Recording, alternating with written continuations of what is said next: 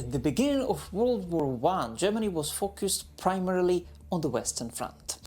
The Schlieffen Plan envisioned the swift conquest of France within 6 weeks, and this timetable was crucial because the German General Staff assumed that Russia would not be able to mobilize quickly enough to pose a serious threat from the east.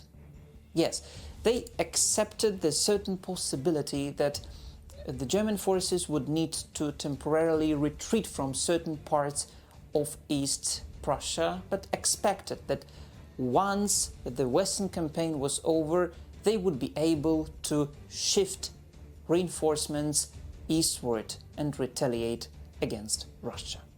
The assumption proved to be a major miscalculation. In reality, the Russian army mobilized far more quickly than the German General Staff had anticipated. Within 3 weeks of the war's outbreak, 2 Russian armies were already operating in East Prussia. It turned out that the Eastern Front became much more active than Germany had planned.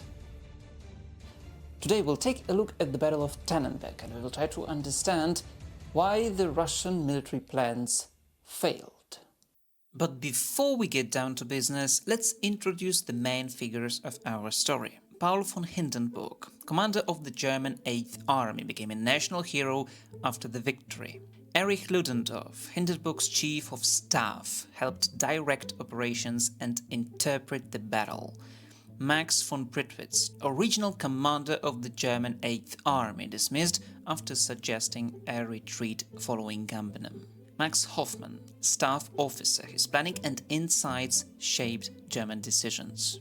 Alexander Samsonov, Russian 2nd Army commander, committed suicide after the defeat.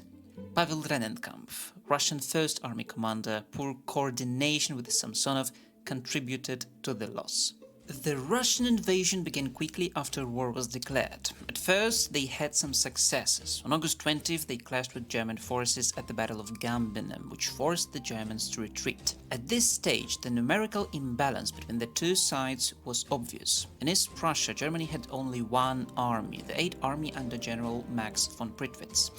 The Russians advanced with 2, the 1st Army under General Pavel Rennenkampf and the 2nd Army under General Alexander Samsonov. This gave them a significant advantage in manpower. Since Germany was concentrating on the Schlieffen Plan in the west, the immediate task of the 8th Army was simply to slow down the Russian advance until reinforcements could arrive. After the setback at Gumbinnen, General Prittwitz panicked and suggested retreating behind the Vistula River, effectively abandoning East Prussia.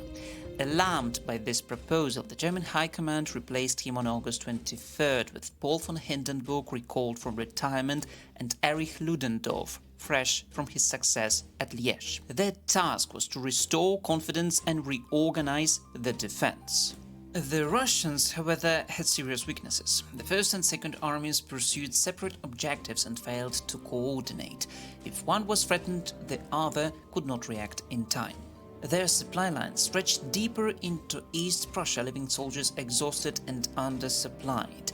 Hindenburg and Ludendorff, advised by Max Hoffmann, the deputy chief of the General Staff of the 8th Army, decided to exploit these flaws by encircling Samsonov's 2nd Army before Rennenkampf could intervene. 2 corps cut Samsonov's forces off the Rennenkampf, and over several days of fighting, the exhausted Russians could not withstand the German assault.